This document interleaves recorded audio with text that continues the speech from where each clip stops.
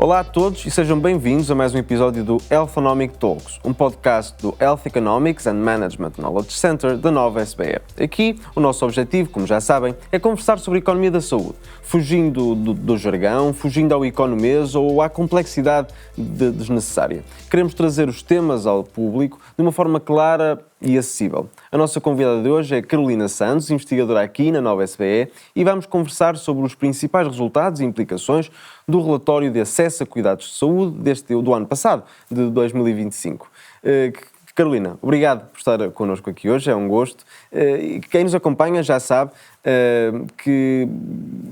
como é que isto funciona. São episódios curtos, diretos ao assunto, pensados para caber no teu dia-a-dia, seja no caminho para o trabalho ou numa pausa para o café. Mas antes de avançarmos, Carolina, este é o momento para te apresentares. Aproveito e faço a mesma questão que coloquei ao professor Pita Barros. De onde é que surgiu o gosto por economia da saúde?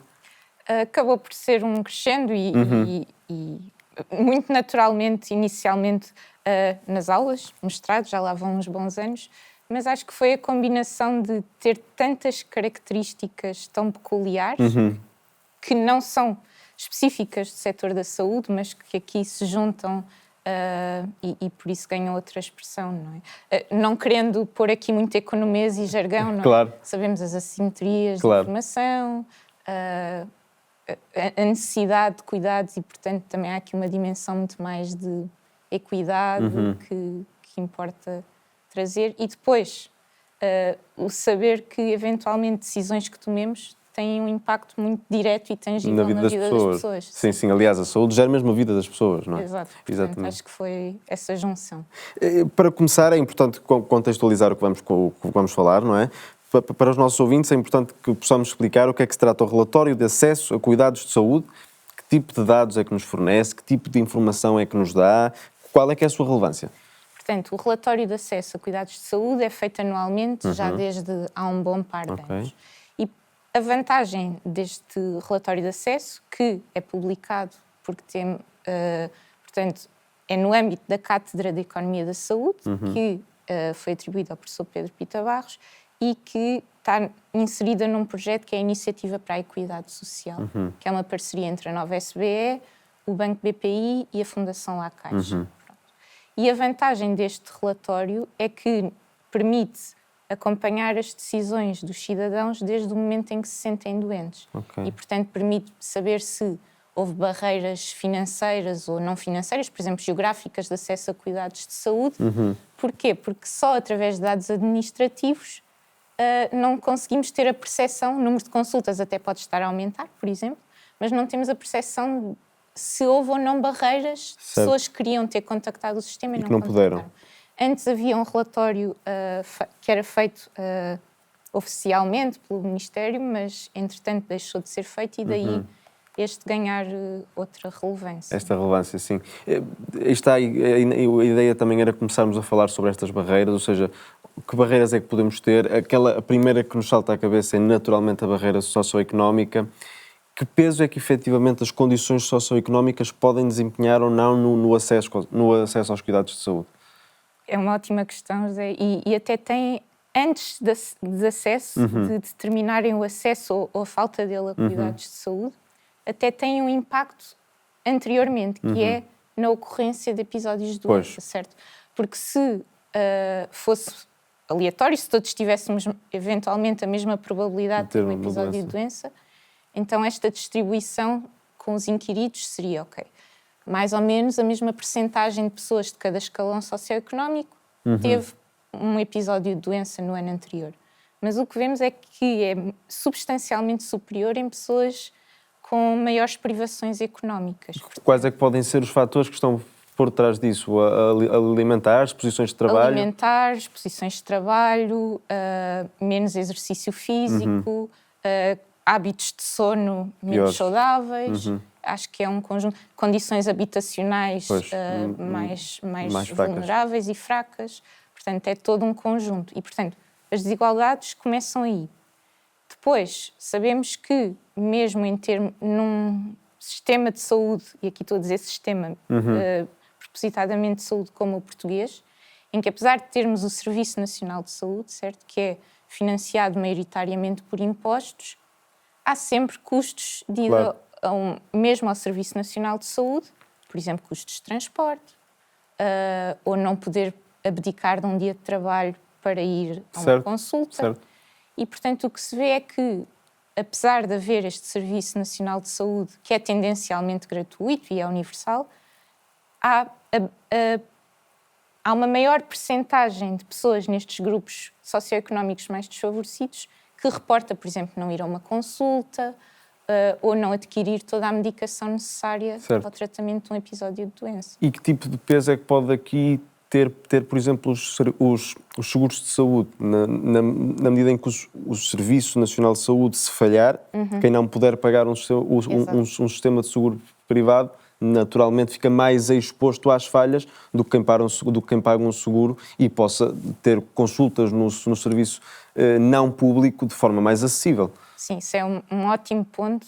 Só frisar antes de ir a essa questão de dizer que um fator que eu acho que ainda é importante ter em mente, que é, apesar às vezes da nossa percepção de ser a de que cada vez mais as pessoas, e é verdade, vão a cuidados de saúde no privado, ainda assim a larga maioria da população vai unicamente ao Serviço Nacional de Saúde, ao público.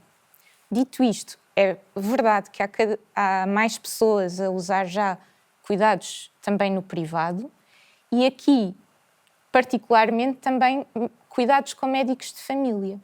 E o que se vê é que, de facto, um dos determinantes de usar cuidados com médicos de medicina geral e familiar no privado tem que ver precisamente com a existência ou de subsistemas, como saúde, por exemplo a ADSE, ou também seguro privado, voluntário. E aí são as condições socioeconómicas que determinam maioritariamente a capacidade de ter esses seguros e por essa via, sim, haver também uma utilização mais favorável a pessoas com maior capacidade financeira. E, portanto, sim, há este peso e esta diferença que também advém do facto das pessoas poderem ou não poderem pagar um seguro privado. Nós temos falado de condições socioeconómicas como um potencial maior driver disto mesmo. Um outro fator que pensei como sendo também relevante é a questão da idade. A idade, naturalmente, quando vamos ficar mais velhos, esperamos ter mais complicações de saúde, isso é perfeitamente natural. Que peso as condições ou a estrutura demográfica de um país tem também no acesso aos cuidados de saúde? Lembrando que Portugal é dos países mais envelhecidos do mundo, andará no terceiro, quarto país mais envelhecido do mundo. É dos mais envelhecidos do mundo. Ainda assim, dizer que, em termos agregados pelas análises que nós fazemos no relatório de acesso a cuidados de saúde, vemos que, por exemplo, se sabemos que houve uma grande diminuição da taxa de cobertura da população por médicos de família, diminuiu bastante nos últimos anos, ainda assim dizer que, por exemplo, os grupos de idades mais avançadas têm sido aqueles que têm sido menos afetados. Porque já tinham médico há mais tempo, não é? Sim, e também porque há uma preocupação do sistema em garantir acesso a pessoas com mais multimorbilidade, por exemplo. Portanto, nesse sentido, estamos a dar resposta. A essas pessoas. E dizer também que, face a uma dimensão que analisamos, que é o quão se sentiram tratados com dignidade, compaixão e respeito, porque ter acesso a cuidados não é só o ato clínico em si, é sentir que se está envolvido e que se é respeitado. A população mais velha também é que reporta ser tratada com mais dignidade, compaixão e respeito. Portanto, há aí uma dimensão positiva. Dizer só, somos mais envelhecidos, mas a carga de doenças crónicas está a aumentar muito também nas camadas etárias mais jovens. E, portanto, há aqui um peso para o sistema. Como é que o sistema pode lidar com esse aparecimento de doenças crónicas talvez mais cedo na vida de uma pessoa? Eu acho que temos que pensar a longo prazo e, como a Teresa dizia no episódio anterior, serve ter medidas que não se limitem a ciclos políticos curtos. E uma delas é apostar fortemente na prevenção da doença e promoção da saúde. Acho que isso é uma medida estrutural, porque se não houver necessidade de cuidados de saúde ou tanta necessidade, os custos a longo prazo serão mais baixos Nós falamos de barreiras socioeconómicas, falamos do peso que tem ou não tem a idade de um indivíduo no acesso ou na necessidade também de cuidados de saúde. Que outros fatores é que podem estar aqui a tomar lugar? Já falamos também de forma muito ligeira da geografia, como pode ter um impacto muito claro. Que outros fatores e como é que a geografia também opera? A geografia é aqui um fator muito relevante, nomeadamente na dimensão de acesso a médico de família ou a médico de família atribuído no Serviço Nacional de Saúde. Por exemplo, a região de Lisboa e Val do Tejo que tem pior desempenho nessa matéria. Sabemos que no Norte as pessoas têm um acesso mais facilitado a médicos de família no Serviço Nacional de Saúde e, portanto, é preciso repensar as estratégias para atrair e reter profissionais de saúde para estas áreas em que há maior carência de recursos humanos. Portanto, há barreiras, muitas vezes, que não estando ligadas, que não sendo uma discriminação positiva, por exemplo. Porquê? Porque, só para fazer aqui a ligação, esta dimensão geográfica vemos que afeta também mais pessoas de escalões socioeconómicos mais desfavorecidos.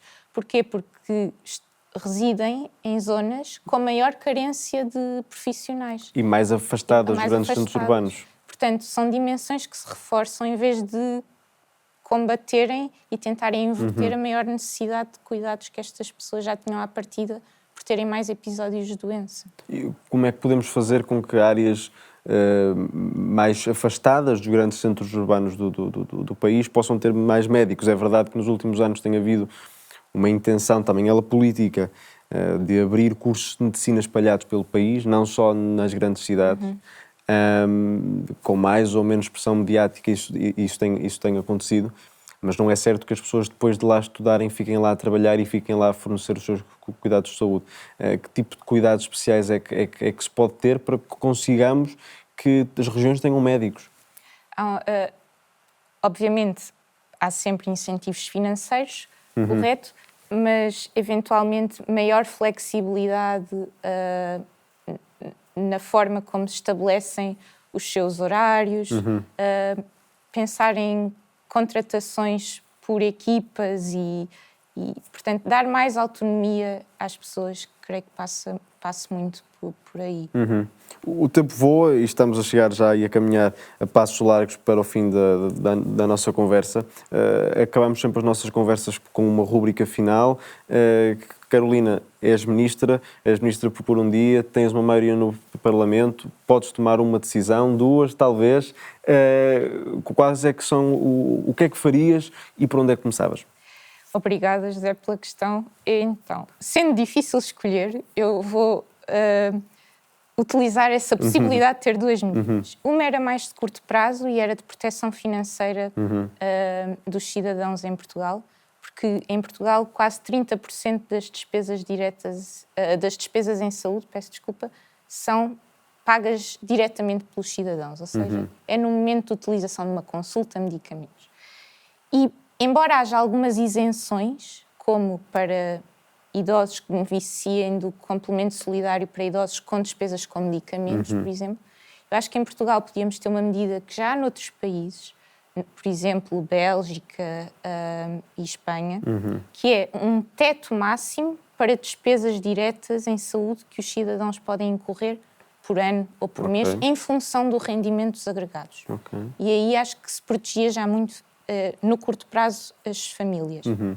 Essa é um penso rápido, certo? Mas a longo prazo eu acho que precisamos, como já mencionei há pouco, de melhorar a saúde dos portugueses e dos residentes em Portugal e, portanto, aqui falo em melhor alimentação, ter nutricionistas nas escolas, promover hábitos de vida saudáveis, espaços verdes nas cidades, ciclovias que não acabem ao fim de 2 km e que nos permitam, de facto, ir do sítio A até ao local de trabalho, até à escola, etc.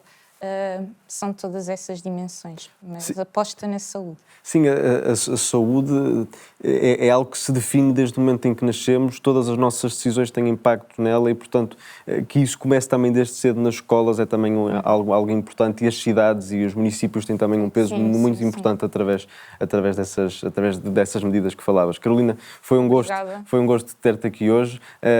Há sempre coisas novas a aprender, e especialmente quando falamos do estado da arte da saúde em Portugal, podemos sempre tentar perceber por onde é que podemos caminhar num futuro próximo.